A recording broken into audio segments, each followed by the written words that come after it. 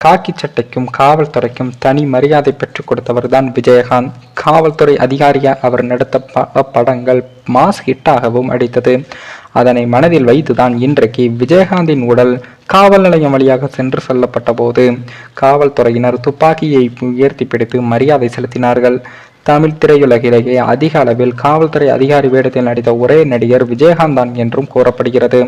அதிலும் அப்படி இவர் காவல்துறை அதிகாரியாக வேடமிட்டு நடித்த படங்கள் அனைத்தும் ரசிகர்கள் மத்தியில் நல்ல வரவேற்பையும் பெற்றது. விஜயகாந்த் காவல்துறை உடை அணிந்தாலே கம்பீர தோற்றம் வந்துவிடும்.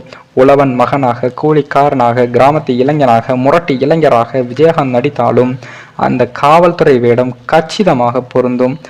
S.A. சந்திரசேகர் இயக்கிய சட்டம் ஒரு இருட்டறை படம் சூப்பர் ஹிட் ஆனது. இந்த படம் இயக்குனருக்கு மட்டுமில்லாமல் நடிகர் விஜயகாந்தை ரசிகர்களிடம் கொண்டு சேர்த்தது.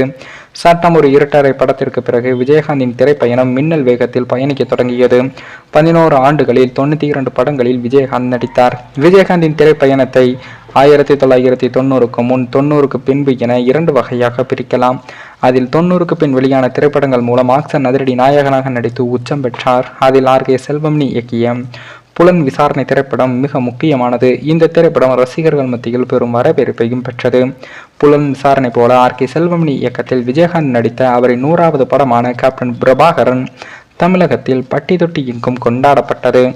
படமும் மாபெரும் ஹிட் அடித்தது. இந்த படத்தில் இருந்து நடிகர் விஜயகாந்த் கேப்டன் விஜயகாந்த் என்று அவரது ரசிகர்களால் கொண்டாடப்பட்டும் வந்தார். நேர்மையான காவல்துறை அதிகாரியாக நடித்து மக்கள் மத்தியில் காவல்துறையினருக்கு நல்லதொரு பெயர் காரணமாக இருந்தவர்தான் நம்ம விஜயகாந்த். அதனால்தான் காவல்துறையினர் இன்றைக்கு விஜயகாந்த் உடன் ஆம்புலன்ஸ் மூலம் கொண்டு செல்லப்பட்ட போது துப்பாக்கியை உயர்த்தி பிடித்து மரியாதை செலுத்தினார்கள். இந்த நிலையில் தான் நடிகர் விஜயகாந்தின் சொத்து மதிப்பு பற்றிய தகவல்கள் தற்போது வெளியாகி உள்ளது. அதில் விஜயகாந்துக்கு 20 கோடிக்கும் அதிகமான சொத்துக்கள் உள்ளதாகவும் சொல்லப்படுகிறது.